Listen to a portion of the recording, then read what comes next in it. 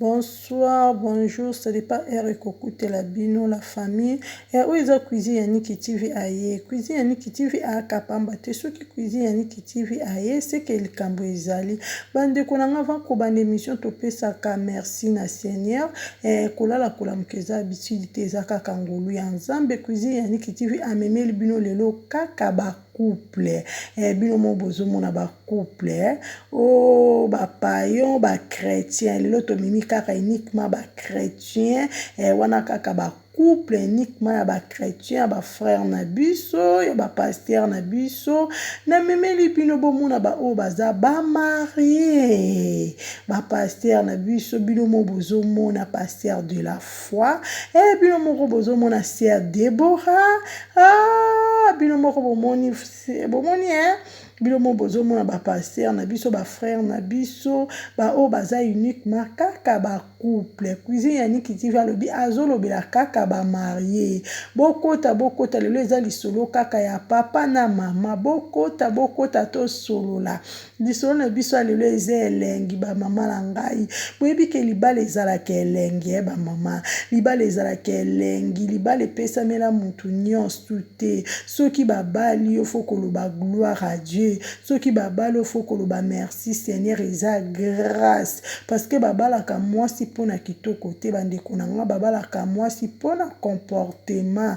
Talaka ba mama na biso o ba umela na libala ba oye biso kaka patience eloko mususu te. Biso ba o tozo kota na makambo ngo sika bandeko na nga faut tozala vraiment avec un grand cœur. Faut kozala vraiment patient na vie, même na ba couple. Eza facile te ba mama na ngai.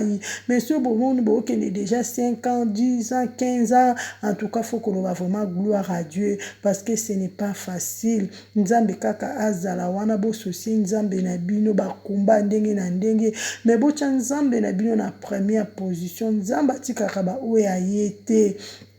Asalaka toujours au mokile koki kosala te. Asala kodela ba penser abatu. Cuisine Yannick TV alobaka nyonso, asololaka nyonso, azapona mutu nyonso. Pasteur Marcel, waouh, Dieu soit loué. C'est na biso Oscar Lang, binomo bozo mona.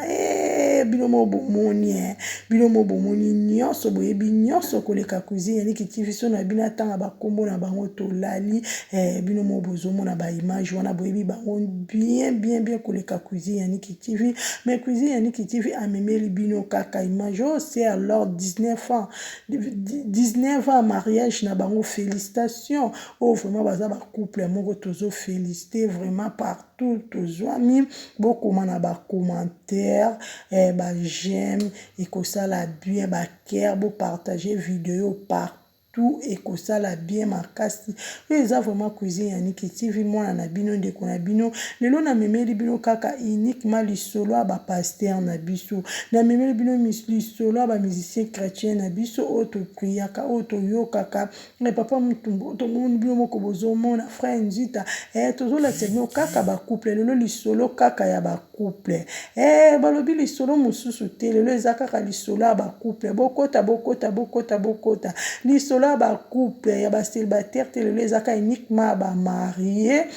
Cuisine Yannick asolaka na nyonso, amemaka nyonso, asalaka nyonso pona bino nyonso bozala toujours à l'aise partout bozwami. Cuisine Yannick abi pourquoi na bomba pasteur de la foi. Oh, c'est Déborah. Cuisine Yannick amemeli bino bomoni pasteur Francis. Oh, nzamba lola zama la mubota na ba mama na biso ba yembela nzambo ba ningisa mukili. Nzamba lola atika bane te.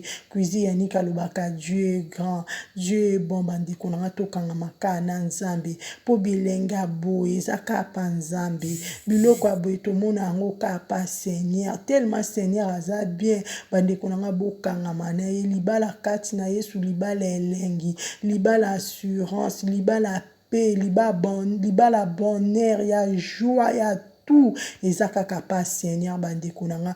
Cuisine Yannick TV alobaki lela koloba na kaka lisolo ya ba couple. Maman Chabani, waouh, Dieu soit loué.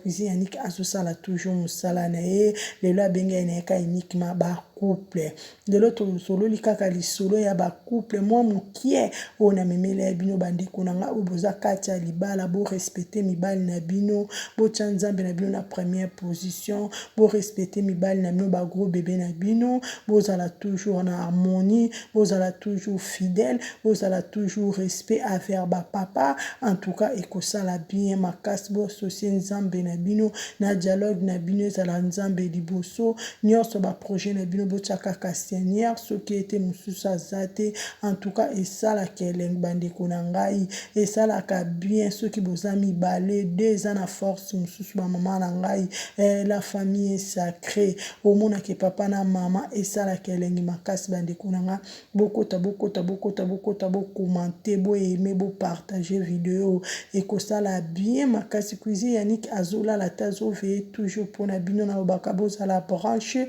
bozala ligne po bo recevoir encore bémission super bien mosala vraiment ezosalama kitoko akoleka bandeko na nga tellement nalela bino ya trop nalobaki na kobomba te na komemela bino moko bomona bapaster na biso bamusicien chrétien na biso famille chrétienne na biso bomona vraiment ndenge mosala kuna ezosalama tellement baza bato akofélicité toye kaka kobwakela bango bafélicitation